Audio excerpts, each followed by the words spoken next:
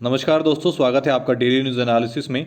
This video series is presented to you by Ethic IAS. इस video series में हम आपके लिए लेकर आए हैं करंट अफेयर्स जो आपके यूपीएससी और स्टेट एग्जामिनेशंस के लिए बेनिफिशियल रहेंगे। आज है 4 अक्टूबर 2022 और आज हम करेंगे 3 न्यूज़ का एनालिसिस। सबसे पहले हम पढ़ेंगे आर्कटिक आइस के बारे में जो बहुत तेज़ी से पिघल रही है। ये हमारे जीएस के थर्ड पेपर से संबंधित है, एनवायरनमेंट का पार्ट है। दूसरा हम पढ़ेंगे ग्लोबल इनोवेशन इंडेक्स के बारे में, ये हमारे प्रीलिम्स एग्जाम के लिए इंपॉर्टेंट है। और तीसरा हम पढ़ेंगे यूनेस्को को एक लिस्ट के बारे में जिसके अंदर भारत के 50 आइकॉनिक इंडियन हेरिटेज टेक्सटाइल्स को जोड़ा गया है। ये हमारे प्रीलिम्स एग्जाम के लिए काफ़ी इंपॉर्टेंट है न्यूज़। वीडियो में आगे बढ़ने से पहले मैं आपसे रिक्वेस्ट करूंगा कि आप इस चैनल को सब्सक्राइब कीजिए और बेल आइकन जरूर दबाइए ताकि आपको नोटिफिकेशन मिल सके और आप अपने करंट अफेयर का सेक्शन कंप्लीट कर सकें। अब आइए बात करते हैं अपनी पहली न्यूज़ के बारे में। तो देखिए, एक रिसर्चर्स की टीम को ये पता चला है कि जो ओशियन का वाटर है उसके अंदर एसिडिटी लेवल 3 से 4 गुना ज़्यादा तेज़ी से बढ़ता जा रहा है। तो ये पता लगाने के लिए कि इसका सोर्स क्या है, ये लोग गए आर्कटिक ओशन और आर्कटिक ओशन के वेस्टर्न रीजन में इन्होंने पाया। इन्होंने इसे चिन्हित किया है, इस रीजन को, आर्कटिक ओशन के वेस्टर्न रीजन को, क्योंकि यहाँ पर जो बर्फ़ है वो बहुत ज़्यादा तेज़ी से पिघलती जा रही है। अब ऐसा हो सकता है कि ये जो बर्फ़ है ये किसी और कारण से भी पिघल रही हो, लेकिन इनका मानना है, ये रिसर्च कहती है कि एक स्ट्रॉन्ग कोरिलेशन है आर्कटिक ओशन के पिघलने में और ओशन के अंदर जो एसिडिटी बढ़ती जा रही है। एसिडिफिकेशन मतलब पानी जो है वो बहुत ज़्यादा एसिडिक इन नेचर होता जा रहा है, उसके अंदर एक बहुत बड़ा कोरिलेशन है। अब देखिए, इससे जो सबसे ज़्यादा फर्क पड़ेगा वो पड़ेगा जो ओशन लाइफ है या जो भी लाइफ डिपेंडेंट है ओशन हेल्दी वाटर पर। इसी के साथ साथ अब देखिए, ये जो स्टडी पब्लिश की गई है ये पब्लिश की गई है एक साइंस नाम के जर्नल में, जो कि American association for advancement of science का जर्नल है। इसकी जो की फाइंडिंग्स है वो ये है, साइंटिस्टों का कहना है, उन्होंने प्रेडिक्ट किया है कि 2050 तक आर्कटिक सी की जो आइस है वो कंप्लीटली डिज़ोल्व हो जाएगी, बिल्कुल भी नहीं बचेगी, सर्वाइव नहीं कर पाएगी 2050 तक भी। और जिसकी वजह से जो एसिडिटी है ओशन के अंदर वो बेहद ज़्यादा बढ़ सकती है। इवन वो वहाँ के जितने भी लिविंग बींग्स हैं उनके लिए खतरा बन सकती है। अब ये कारण क्या है इसका होने का, उनका कहना है कि इसका कारण है बढ़ती हुई गर्मी, मतलब ग्लोबल वार्मिंग। अब देखिए, जितना ज़्यादा पानी एसिडिक होता जाएगा उतना ही ज़्यादा वो लाइफ थ्रेटनिंग हो जाएगा। जितनी भी पॉपुलेशन सी क्रिएचर्स की है या फिर जो प्लांट समुद्र के अंदर हैं, ये जितने भी लिविंग बींग्स डिपेंडेंट है पानी ओशन के हेल्दी वाटर पर। अब इसी के साथ साथ अगर हम बात करें क्रैब्स की, क्योंकि वो एक क्रस्ट शेल के अंदर रहते हैं जो कि कैल्शियम कार्बोनेट का बनता है ओशन वाटर के अंदर। तो जब नेचर बहुत ज़्यादा एसिडिक हो जाएगा तो वो उसके अंदर ही अपने आप खुद मरने स्टार्ट हो जाएंगे। पोलर बियर्स की अगर हम बात करें तो वो जो हेल्दी फिश पॉपुलेशन है वो उसका खाना है, वो डायरेक्ट उन्हीं पर डिपेंडेंट रहती है। जो फिश है, सी बर्ड्स हैं, वे मेनली रिलाई करती हैं यहाँ के प्लैंक्टन पर और प्लांट्स पर। जो सी फूड है वो कहीं ना कहीं एक की एलिमेंट है ह्यूमंस की डाइट का भी। तो कहीं ना कहीं ह्यूमंस भी डायरेक्ट इफेक्ट होंगे इस एसिडिक जो नेचर पानी का होता जा रहा है। अब देखिए, अगर हम सी वाटर की बात करें तो ये नॉर्मली एल्कलाइन होता है। अगर इसकी पीएच वैल्यू देखी जाए तो वो 8.1 के आसपास मिलती है। इसी के साथ साथ जो सी आइस है, जो बर्फ़ जमा हुआ है समुद्र के अंदर, वो डायरेक्टली इफेक्ट कहीं ना कहीं फ़र्क डालता है समुद्र की पीएच वैल्यू पर। देखिए, ये जो रिसर्च है ये कहती है कि जो बर्फ़ जमा है आर्कटिक ओशन के अंदर वो डायरेक्टली इसके मैकेनिज्म को इफेक्ट करती है कि इसकी जो पीएच वैल्यू है उसे बहुत तेज़ी से कम करती जा रही है। अब इनका कहना है कि ऐसा हो रहा है 3 प्राइमरी कारणों के वजह से।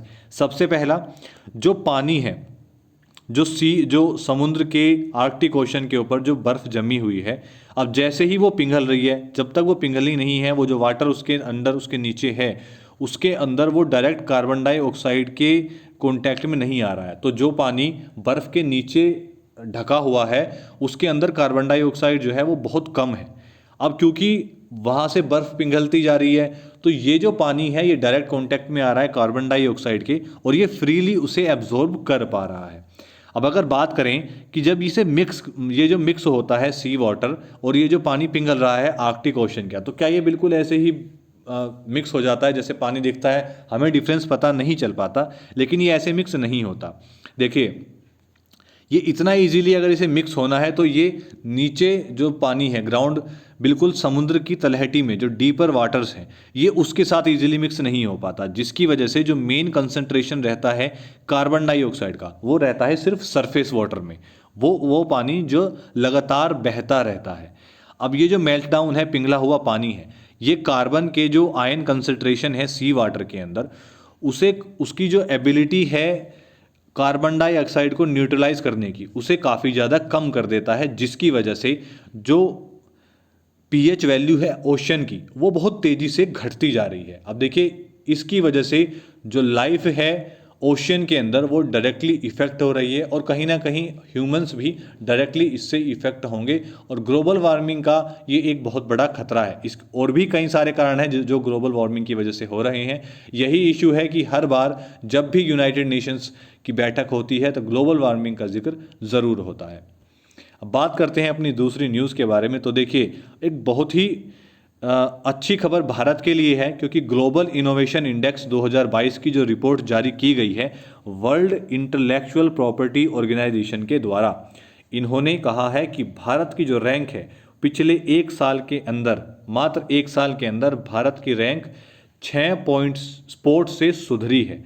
मतलब इस बार भारत की जो रैंक है वो है 40th, 132 कंट्रीज़ के अंदर ग्लोबल इनोवेशन इंडेक्स में, और हमने जंप की है लगभग 6 प्लेसेस। इससे पहले हम थे 46 पोजीशन पे इस पिछले साल, और इस बार हम पहुंच गए हैं 40th पोजीशन पे।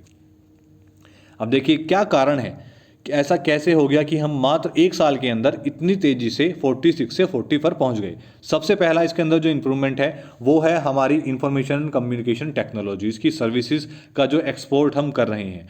ये टेक्नोलॉजी जो है हमारी आईटी इंडस्ट्री के बारे में हम कह सकते हैं, ये सर्विसेज इंडस्ट्री, ये इतनी तेज़ी से बढ़ रही है कि हम इसका एक्सपोर्ट भी करने लगे हैं, जिसकी वजह से हमारी जो इनोवेशंस हैं हमारी देश के अंदर वो बहुत तेज़ी से बढ़ते जा रहे हैं, क्योंकि यहाँ पर जो कैपिटल है और रिवेन्यू है वो भी बहुत तेज़ी से बढ़ता जा रहा है। अब देखिए, जो कैपिटल वेंचर कैपिटल रेसिपिएंट्स हैं, मतलब वो लोग जो कहीं ना कहीं कैपिटल रिसीव कर रहे हैं या फिर पैसा रिसीव कर रहे हैं खुद की एक ऑर्गेनाइजेशन बनाने के लिए, वो बढ़ते जा रहे हैं। और इसी के साथ साथ जो स्टार्टअप्स हैं उनके लिए फाइनेंस भी धीरे धीरे बिल्ड होता जा रहा है। स्टार्टअप्स को अच्छे फाइनेंसर्स मिल रहे हैं, अच्छे कैपिटलिस्ट मिल रहे हैं। अब इसके अंदर जो की पॉइंट्स हैं भारत के लिए वो बेसिकली क्या है, सबसे पहले तो ये देखिए 2015 में भारत की जो इसके अंदर स्पोर्ट था वो था 81st, भारत इसके अंदर 81st पोजीशन होल्ड करता था, और अब हम कम से कम 41 प्लेसेस जो है वो काट कर आए हैं, मतलब अब हम पहुंच गए हैं 40th पोजीशन पे। तो आप खुद सोच सकते हैं कि कितनी तेज़ी से भारत ग्लोबल इनोवेशन इंडेक्स में आगे बढ़ रहा है। इसके अंदर 5 कंट्रीज हैं जिन्होंने टॉप किया है। वो सबसे पहले है स्विट्ज़रलैंड, दूसरी है यूनाइटेड स्टेट्स, तीसरी है स्वीडन, फिर है यूके, और उसके बाद है नीदरलैंड्स। ये वर्ल्ड की 5 इनोवेटिव इकोनॉमीज़ हैं। चाइना थ्रेशोल्ड पर बैठा है टॉप 10 इकोनॉमीज़ में आने के लिए। 1 या 2 साल ही लगेंगे कि चाइना भी टॉप 10 इनोवेशन इकोनॉमीज़ के अंदर आ जाएगा।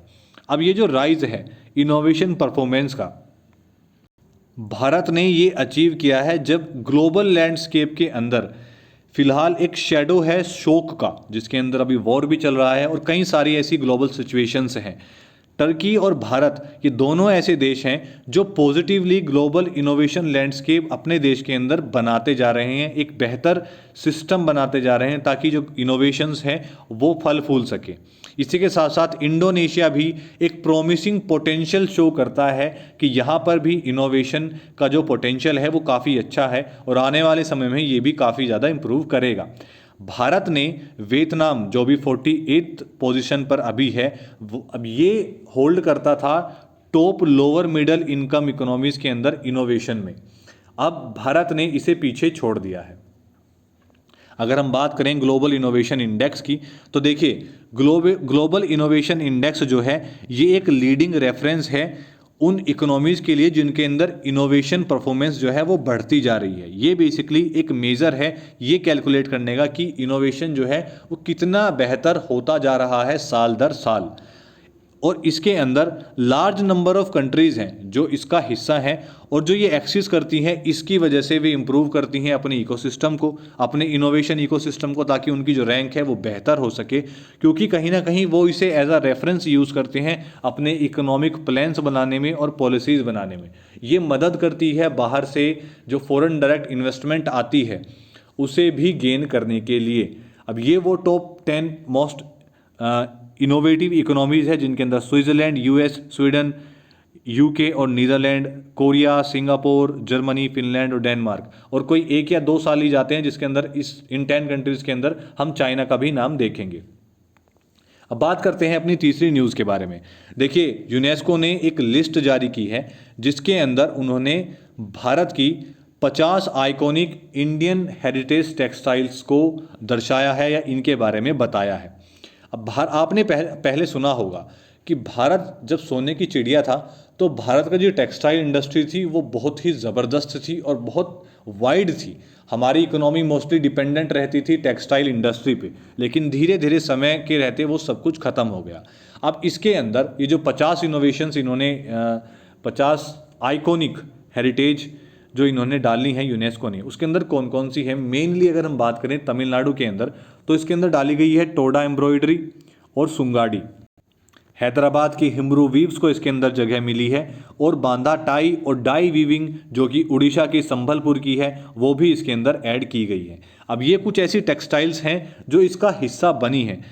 यूनेस्को के हिसाब से इनका जो मेजर चैलेंज था ये सेफगार्ड करने के लिए कि साउथ एशिया की कल्चरल हेरिटेज को सेफगार्ड किया जाए। इनके सामने सबसे बड़ा मेजर चैलेंज आया है कि इन कंट्रीज़ के अंदर जो प्रॉपर इन्वेंट्री है वो बेसिकली नहीं बनाई गई है। इन्वेंट्री का मतलब होता है कंप्लीट लिस्ट ऑफ आइटम्स की हमारी जो टेक्सटाइल इंडस्ट्री है जो बेसिकली चीज़ें ख़त्म होती जा रही हैं वो इतनी है, तो इनके पास कोई लिस्ट नहीं है। अगर हम बात करें पर्टिकुलर इंडिया की तो भारत के पास ऐसी कोई लिस्ट नहीं है जिसके अंदर ये दिया हो गया हो कि इतनी टेक्सटाइल्स हमारे पास थे या इस तरह के टेक्सटाइल्स थे, और कोई पर्टिकुलर डॉक्यूमेंटेशन भी इसकी नहीं की गई है, जिसकी वजह से ये एक मेजर चैलेंज है कि कितनी मतलब जो ये इंटेंजिबल कल्चरल हेरिटेज है उसको सेफगार्ड और ज़्यादा बेहतर तरीके से किया जा सकता था अगर ये किए जाते तो।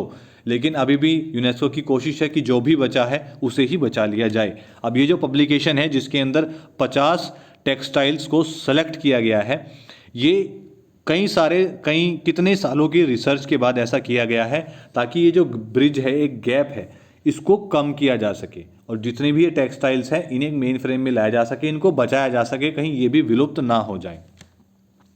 अब इसके अंदर कुछ आइकॉनिक हैंडक्राफ्टेड टेक्सटाइल हैं जो डॉक्यूमेंटेड किए गए हैं नॉर्थ इंडिया की तरफ से, जैसे कि खेस जो कि पानीपत से है वो इसके अंदर ऐड किया गया है। चंबा रुमाल से ऐड किए गए हैं हिमाचल प्रदेश से। थिंगमा और वूल टाई और डाई जो है लद्दाख की वो ऐड की गई है। अवध जामदानी ऐड किए गए हैं वाराणसी से।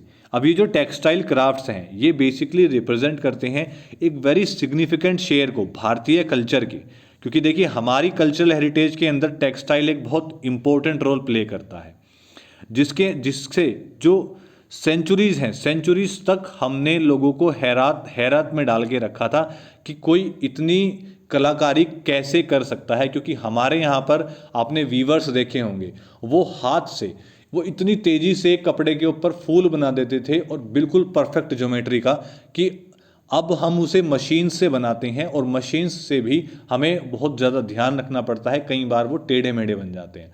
लेकिन आप इमेजिन कीजिए कि आप हाथ से किसी कपड़े के ऊपर कोई फूल बना रहे हैं। आपने अपने घर में अपने बुजुर्गों को देखा होगा, अपनी दादी को देखा होगा कि कपड़ों के ऊपर वो फूल या पत्तियां बनाते थे। तो ये कला हमारे यहाँ पर इतनी ज़बरदस्त थी कि हम लोग उसे इतने परफेक्ट तरीके से बनाते थे कि पूरी दुनिया जो थी वो सेंचुरीज तक हैरान थी कि भारत ऐसा कैसे करता है।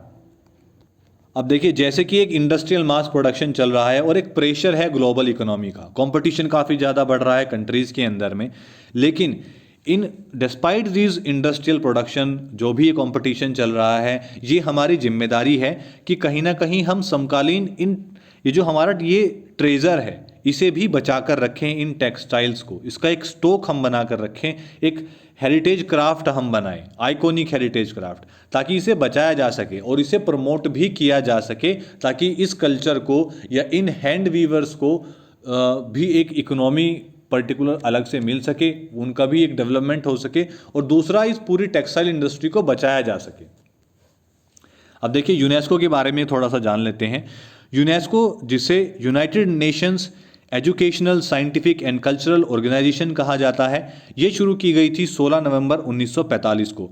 यूनेस्को के अंदर टोटल 195 मेंबर्स हैं और इसके 8 एसोसिएटेड मेंबर्स भी हैं। ये गवर्न की जाती है जनरल कॉन्फ्रेंस के द्वारा और इसके एग्जीक्यूटिव बोर्ड्स के द्वारा। इसका हेडक्वार्टर है पेरिस के अंदर। और देखिए यूनेस्को का जो मिशन है वो है कि कंट्रीब्यूट करना, ताकि जो कल्चरल पीस है वो बढ़ाया जा सके, जो पॉवर्टी है उसको कम किया जा सके, सस्टेनेबल डेवलपमेंट को बढ़ाया जा सके। डेवलपमेंट इस तरीके से किया जाए कि वो लंबे समय तक चले, वो सस्टेन हो सके, वो सिर्फ क्षणिक भर का ना हो। इंटर कल्चरल डायलॉग बढ़ाया जा सके एजुकेशन के थ्रू। जो साइंस है, कल्चर है, कम्युनिकेशन है और इंफॉर्मेशन है, इन सबको एक बेहतर योगदान के लिए आगे बढ़ाया जा सके, और जो पहले हमारे कल्चरल रहे हैं या हेरिटेज रही है उसको भी रिस्टोर किया जा सके, ताकि उस नॉलेज को भी हम यूज़ कर पाएँ। अब ये जो आप यहाँ पर कपड़े देख रहे हैं, ये है वो टेक्सटाइल जो हैंड वीवन है, हाथ से बनाए गए हैं। तो आप खुद सोच सकते हैं कितना बारीक काम है और कितनी मेहनत इसके अंदर लगती होगी। तो इसकी ऐसी लिस्ट बनाई गई है 50 जो भारत के अंदर ऐड किए गए हैं यूनेस्को की लिस्ट के अंदर। तो आज के लिए सिर्फ इतना ही। वीडियो आपको कैसी लगी इसके बारे में ज़रूर बताइएगा, और वीडियो को लाइक कीजिए, शेयर कीजिए और सब्सक्राइब ज़रूर कीजिए चैनल को, ताकि आपको जैसे ही वीडियो ऑनलाइन आती है, आपके करंट अफेयर का सेक्शन आप कंप्लीट कर सकें। बेल आइकन ज़रूर दबाइए ताकि आपको नोटिफिकेशन मिल सके। धन्यवाद।